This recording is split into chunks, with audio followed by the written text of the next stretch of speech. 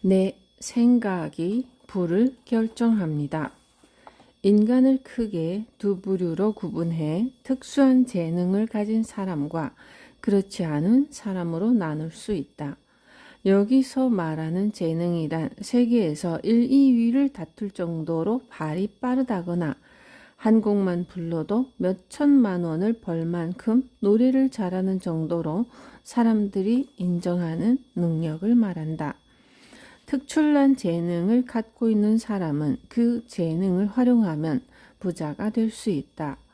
평범한 사람들은 남다른 재능을 가진 사람을 보고 좋겠다, 행운이네 하고 생각할지도 모르지만 그건 부러워할 일이 아니다. 특출난 재능을 갖고 있는 사람은 과거, 즉 몇 세대에 걸쳐 그 재능을 갈고 닦아온 사람이라고 생각하자. 미국 메이저리그에서 눈부시게 활약한 이치로 선수도 노력만으로 그만한 선수가 된 것은 아니다. 물론 지금 이 생에서도 엄청나게 노력하고 있지만 더 나아가 전생에서도 몇 대에 걸쳐 노력을 거듭 쌓아온 결과이다.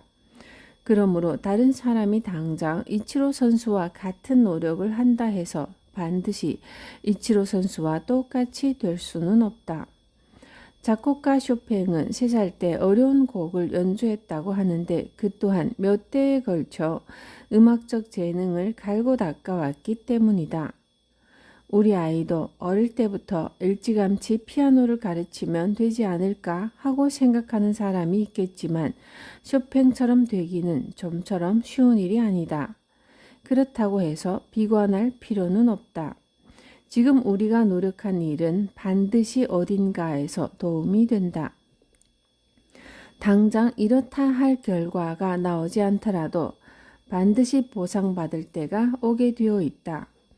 그러므로 공부든 운동이든 어떤 분야에서 아무리 노력해도 재능 있는 사람을 이기지 못한다고 포기할 게 아니라 현세에서 성과가 나오지 않더라도 내세에는 꽃이 필 테니까 하는 마음으로 즐겁게 하면 된다.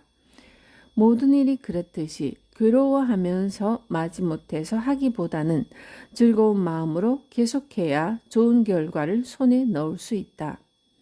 그런 과정 속에서 부를 자연스레 끌어당기는 내공을 쌓을 수 있는 것이다.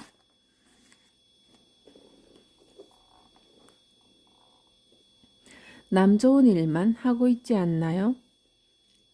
특출난 재능을 갖지 못한 사람은 어떻게 해야 부자가 될 수 있을까? 직장인이든 개인 사업을 하는 사람이든 일에서 벌어들이는 수입이 있다. 수입이 없는 사람은 우선 일을 해서 돈을 버는 것부터 시작하길 바란다. 전업주부라면 가정일을 도맡아 남편과 가족을 돌보고 있으므로 부부가 함께 수익을 벌어들인다고 생각할 수 있다. 부자가 되려면 그 수입 가운데서 10분의 1만 자신에게 주면 된다. 이렇게 말하면 아니요, 저는 받은 급여를 전부 자신에게 주고 있는데요 라고 반문하는 사람이 있을 것이다. 그렇다면 그 돈이나 그만큼의 가치가 자신의 손안에 남아 있어야 한다. 만약 돈이 전혀 자신의 수중에 남아있지 않다면 당신은 그 돈을 누군가에게 주었다는 말이 된다. 집세로 집주인에게 주었거나 식비로 슈퍼마켓에 또는 핸드백 값으로 명품 매장에 건넸을 것이다. 바꿔 말하자면 집주인이나 슈퍼마켓을 위해서 일하고 있는 것이나 매한 가지로 좀 더 심하게 말하면 사회의 노예나 다름없다. 물론 살아가려면 생활할 집도 필요하고 건강을 유지하는데 식비도 든다. 하지만 일에서 번 돈이 수중에 한 푼도 남아있지 않다면 전부 누군가를 위해서 준 것과 같다고 해야 한다. 나를 위해서야 할 순간에 정작 돈이 없을 테니 말이다. 우선 수입 가운데 10분의 1을 남겨라. 한 달 급여로 200만 원을 받는 사람은 20만 원을 300만 원을 받는 사람이라면 30만 원을 매월 남겨두는 것이다. 그렇게 하면 300만 원을 버는 사람은 1년 후에 360만 원을 모으게 되고 10년 후에는 3,600만 원을 가진다. 우선 집주인이나 옷가게 또는 술집을 위해서만 사는 노예 생활에서 벗어나 10분의 1만이라도 자신에게 주는 것이다. 수입의 10분의 1을 손안에 꼭 쥐고 있어라. 단 10%면 된다. 나머지는 다 써도 좋다. 90%를 저축하라는 말이 아니지 않은가. 자신이 번 돈이 전혀 남아있지 않은 까닭은 자신에게 한 푼도 주지 않았기 때문이다. 어른이나 아이나 할 것 없이 돈을 주면 좋아한다. 그렇게 좋아하는 돈을 옷가게와 술집에 다 줘버리다가는 자신에게 한 푼도 남지 않는다.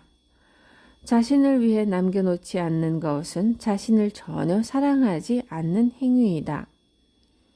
일단 수입의 10%를 남기는 일이야말로 돈에 쪼들리지 않는 그리고 부자가 되기 위한 첫걸음이다. 지혜와 인내가 자연스레 부를 끌어당깁니다.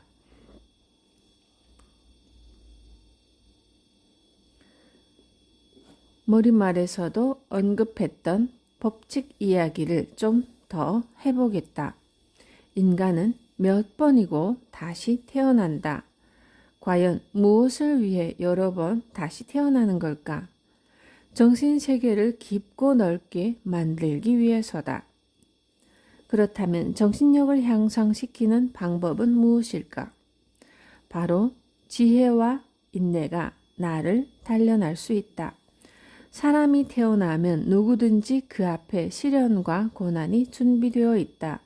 그 사람의 인생에서 그야말로 가장 좋은 시기에 난데없이 시련과 고난이 나타나도록 짜여 있다. 시련과 고난이 떡하니 내 앞을 가로막았을 때 그 문제를 해결하려면 지혜와 인내가 필요하다. 즉 어떻게 해결해야 좋을지 지혜와 인내를 배우면서 정신력을 단련해야 한다. 누구에게나 시련과 고난은 찾아온다. 이는 정해진 일이고 피할 수 있는 문제가 아니다. 목숨이라는 한자를 한 획씩 살펴보면 사람 이는 한 번은 두드려 맞는다고 되어 있다. 사람이 인생을 살아가다 보면 반드시 시련과 고난에 흠씬 두드려 맞게 되어 있는데 이때 어떠한 마음 자세로 마주하느냐가 매우 중요하다. 사람들은 대부분 고난을 두려워한다. 심지어 고난은 겪기 싫을 뿐더러 오지 않아야 좋다고 생각하는 사람이 있다. 이런 사람은 대개 고난이 닥쳐오면 덜컥 무릎을 꿇고 만다. 아무리 싫어도 아무리 도망치려고 해도 시련과 고난은 찾아오게끔 되어 있다. 나는 힘든 일은 일어나지 않을 거야 라고 자주 말한다. 이 말은 곧 힘든 일이 일어나는 것은 정신력을 성장시키기 위해서라는 뜻이다. 결코 고난이 아니라 계단 같은 것이니까. 자신에게 닥친 일을 고난이라고 생각하느냐 아니면 자신이 성장하기 위한 계단이라고 생각하느냐에 따라 인생 자체를 받아들이는 마음 자세도 그리고 음미하는 방법도 확연히 달라진다. 세상의 이치가 우리에게 인내를 요구하는 방향으로 이끌어갈 때가 있다. 그렇다면 돈을 모으는데도 지혜와 인내를 이용하면 된다.